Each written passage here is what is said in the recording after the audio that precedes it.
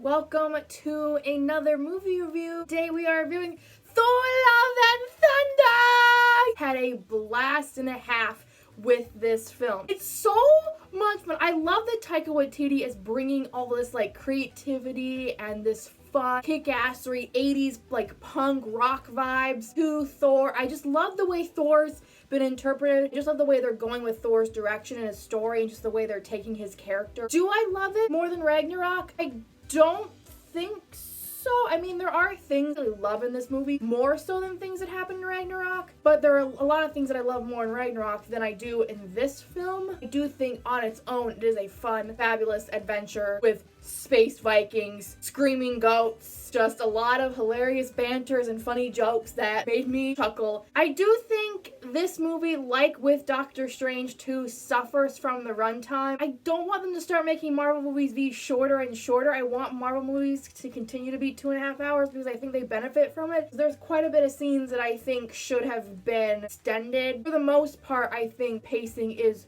spot on, so there's that. Those are all my general non-spoilery thoughts on Thor Love and Thunder. Now we're gonna move into spoilers. If you have not seen Thor Love and Thunder, please leave now because I do not want to spoil this movie for you because it's so much freaking fun. So if you're here, you've seen the movie, now we can talk about spoilers. The whole aspect of Christian Bale being this new Marvel villain Gore. Now I don't know anything about Gore. I just knew that he was like this god butcher that butchers gods, and I also knew that they didn't want to make him look like Voldemort in this movie, which is understandable. I will say though, there are elements of him in this movie that did remind me of Voldemort, just how he's pale and he's got a cloak, though it's not a black cloak, it's a white. There were also elements that reminded me of Ringwraiths from Lord of the Rings. I don't know if that was intentional. I think the thing is, what makes a good villain is a villain that you can sympathize with. You can see, I understand why you're doing this. I get your motivation behind this. I don't necessarily agree with the way you're going about it, like killing innocent people or innocent gods like Gore, but I see where you're coming from. He doesn't believe in gods anymore. He doesn't trust gods anymore. He just sees them as these people of these higher up beings that don't care about the lower class beings below them, don't care about the people that worship them. Because we see that with Gore. Beginning of the movie, he is in this deserty area with his daughter trying to protect her. She is sick. She is slowly dying. He's praying to his God to help protect, save his daughter. And she dies in his arms, wandering through this desert area, finds this oasis, and there he sees the god that he worships. The god's kind of picking on him, calling him a dog. A reward! There's no reward! You silly! You just worship me. You're dogs. Don't touch me. You're disgusting. He just is I'll find another person to worship me. I'll find more people to worship me. You're all the same. He just sees all these people as replaceable. All these people that worship him, he just sees them as replaceable. You're not a god. No, I will never worship you again. I renounce you. And the god gets super pissed, tries to kill Gore. Laying on the ground is the Necro Sword, which is a sword that, sword that can kill gods. The Necro Sword hears the anger and the sadness and the revenge that Gore wants, and it comes to Gore, it calls to him. Gore takes the sword and stabs the god, then beheads him, proclaims all gods must die. That's the thing, we understand why Gore wants to kill all gods. We've seen not just this moment of what the gods do and how they don't care, we've seen how Odin wouldn't help Jane out in Thor the Dark World. We've seen time and time again, especially even in this movie with Zeus. The whole thing was Zeus not wanting to help Thor, only caring about his own, Zeus only caring about them, not wanting to help Thor out, being I don't want you to cause a panic, bro. It's okay, they can't hurt us here. How the gods just don't care about the mortals. Even in Percy Jackson, Greek mythology, regular Greek mythology, the gods don't necessarily care about the mortals. They just see them as these are people to worship us, make us stronger, give us power. We don't want to give them anything. We don't see them as anything but, if some of them die, we can get new people to worship us because new people are wanting to worship us every day. So I get why Gore has this mission of wanting to kill all these gods, because it's they don't care about him. They don't care that his daughter died. They don't care that they've hurt other people. They don't care. On one hand, I'm I understand and I kind of agree with you, Gore, some of these gods are complete assholes, but at the same time it's Thor, Valkyrie, now Jane, Heimdall, all these people are gods, but they're not awful. They actually give a shit. This one god, this one bad experience that Gore had kind of ruined all the gods in his eyes. So he's like, one god ruined it for all the other gods. Because now Gore's like, all gods are bad. It's like, no, not all gods are bad. I'm sure half of the gods in Olympia, where they were going to find Zeus, I'm sure half of those gods are not assholes. It's just they're afraid. And I don't blame them. They're afraid of this Necro sword because it's literally called the God sword. It kills gods. I'm not surprised they're afraid to help because they're going against the Necro swords and like these Shadow Realm demon things. I don't blame them for being terrified. I'd be terrified myself, in all honesty. In a way, Gore's kind of like journey and hatred and relationship he has with the gods kind of remind me of the way the gods treated Jane, more so in the beginning of like Thor the Dark World, but even like now, because in the comics, Jane Foster in the comics became Mighty Thor because she got cancer. And so they take that storyline and they put it in the movie, Thor Love and Thunder. We see Jane again, which I'm so happy Natalie Portman was back as Jane Foster. I honestly loved, she didn't have the best chemistry relationship-wise with Thor in the first two Thor movies, but I still kind of liked them together and they had potential. And they had more chemistry in this one movie than they did in the span of two movies. I mean, that counts for something. They take that storyline from the comics and they put it into this film of Jane Foster has stage 4 cancer. She doesn't really want to tell anyone, just wants to like brush it under the rug, pretend it hasn't happened, pretend she doesn't have cancer. She wants to continue like working on all of her like experiments. Like, I understand. It's like, this is what you've been doing since day one. You don't want to stop doing it. But at the same time, she's sick. She's slowly dying. And that's inevitable. And you just have to kind of like deal with it. But like they say, get your affairs in order. Like, start telling people. I know you don't want the pity and the self-pity, sorry Jane, stuff, but like, you just have to also accept that you have cancer now, stage 4. She hears like this calling. She hears like Mjolnir calling to her. Because in the books it says that Mjolnir gave people like super strength, made them feel better, gave them strength, like they didn't feel weak anymore. But as we learn, the downside for Jane when she is powered up by the hammer is that she gets all this massive strength, a massive power. She doesn't feel weak anymore. But the hammer is not curing her. What the hammer is doing is taking all of her strength that she has, her mortal strength. They're taking that towards her being Thor. But that strength is not there for her to be able to fight the cancer off. It's taking all of that strength, all of that willpower that she has, her mortal strength, transferring it from helping to fight off the cancer to become Mighty Thor. Every time she's powering up to be Mighty Thor again, she feels strong, powerful, not weak. When she does go back to her mortal state, it's killing her essentially. Getting this power, being Mighty Thor, getting this strength is killing her. Literally, to feel better, she has to then, when she's not feeling better, feel worse. In order to feel better, she has to feel worse. She's getting worse. The gods are not helping her in that sense of Mjolnir's not curing her, it's killing her. Even then when she had the ether in her, Odin didn't care. It's like, it's killing her, so what? I don't care, she's immortal. Like, you'll find another mortal girl. Like, it seems like the Asgard gods and Asgard doesn't care about Jane, essentially. She's seen, like Gore, bad things gods can do, but also she's had that relationship with Thor. She now has a really good relationship with Valkyrie. She sees the people of Asgard do care about her. She's seen the bad and the good with the gods, and is like, not all the gods are bad. She still sees the light at the end of the tunnel. Whereas Gore with gods doesn't see any light. He just sees the darkness and the decay and the evilness, and is just like consumed by his all-empowering rage. He doesn't see that gods can be good and some gods are good. He just sees all gods as bad. I don't blame him, but at the same time, dude, you got tunnel vision. I get where Jane is coming from of wanting to continue to be Mighty Thor because she feels empowered, feels strong. She feels like she can make a difference and help out people now and do what Thor did. Kind of feels at like his level, like, this is something I can do. I have this strength now to be able to help people, rescue these kids, do some more good. And I don't feel weak. I don't feel weakened or sick or useless when I'm doing it. By doing it, it's killing you. And I get her not wanting to hang up the hammer and get out of the Shadow Realm, and she's like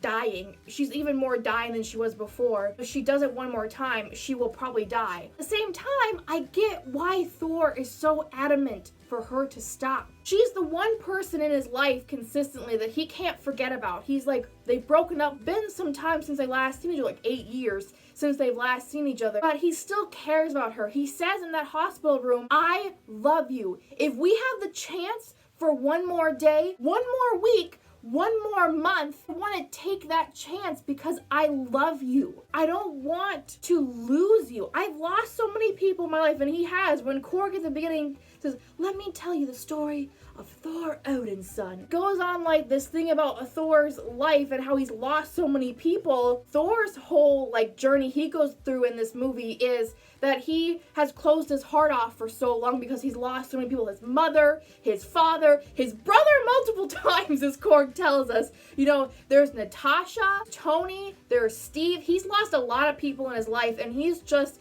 now closed himself off to feeling love. It's through Peter Quill really telling him, like, I've lost a lot of people too that I love, but I haven't closed my heart off, because it's better to feel shitty about losing something than not feel shitty at all and just feel nothing. Which also to me harkens back to like what Vision said in WandaVision.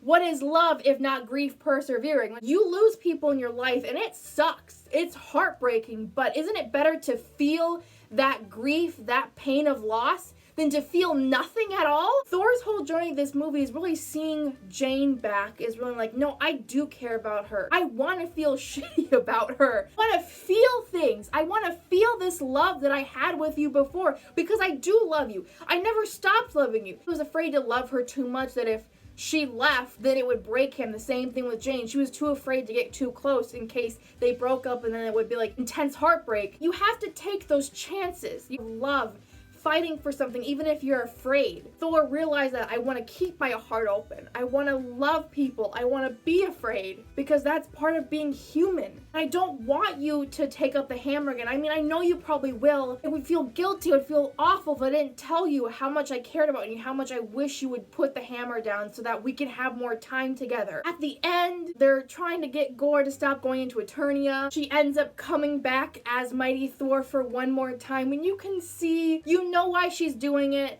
Like, you don't want to get angry at her for doing, cause like I know she loves being Mighty Thor, but at the same time you'll see Thor's reaction. He's like, Jane, no, and you're just like, I just want them to be happy. You finally gave them some chemistry, and you can see the potential. You see it, and then she has to fucking become Mighty Thor again, and then she dies. Thor's just like so upset. On one hand, I think he's very upset that he's losing Jane, but on the other hand, I feel like he's starting to accept that this is where it's gonna go. Like, he's gonna have to keep his heart open but lose Jane. He does keep his heart open because he has something to live for. We all thought Gorr's wish for Eternia was to like kill all gods. Thor tells him, choose love. Choose to bring back your daughter instead of destroying all gods. Thor takes it upon himself to look after Gorr's daughter. She is innocent in all of this, and she's the reason Gorr did everything, because he lost something so precious and so important to him. Thor takes it upon himself to raise Gorr's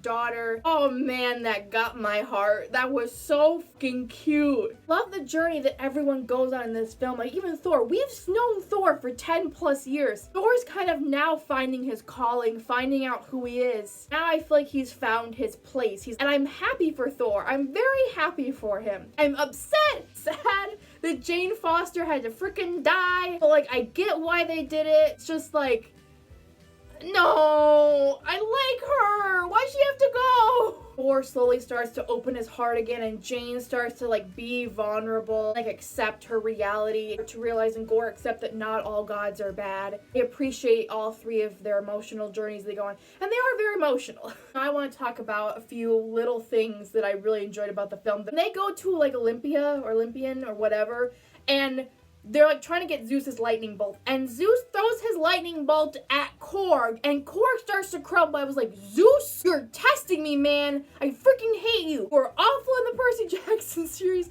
You're awful in the real Greek mythology series. And now you're an asshole here. How dare you? I'm glad that Korg didn't die. I'm glad that Korg got to live and find a cute boyfriend, which, by the way, I did not see this until I saw Thor the second time, that his boyfriend's name is Dwayne, and Korg's made out of rocks. So, Dwayne the Rock.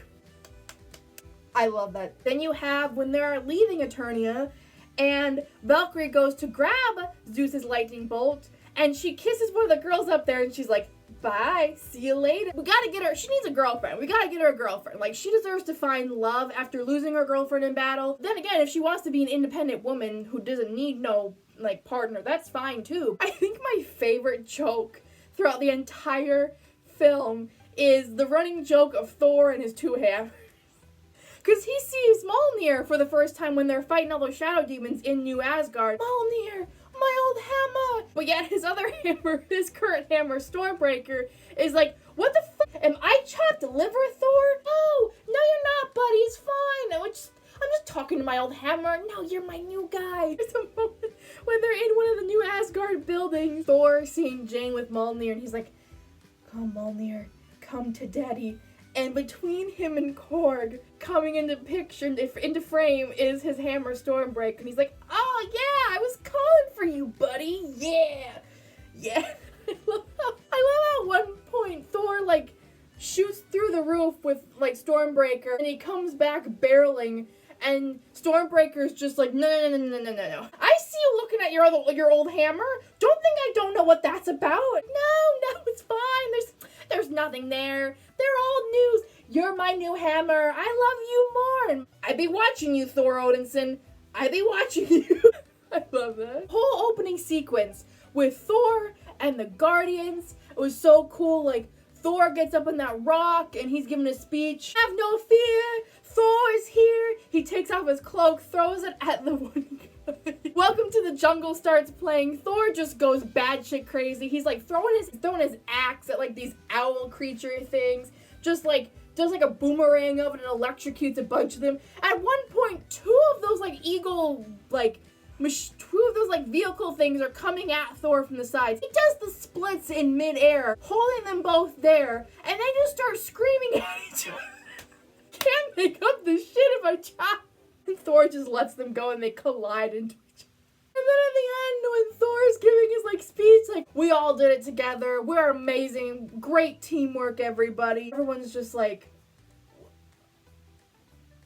and then the temple that Thor was supposed to protect starts crumbling.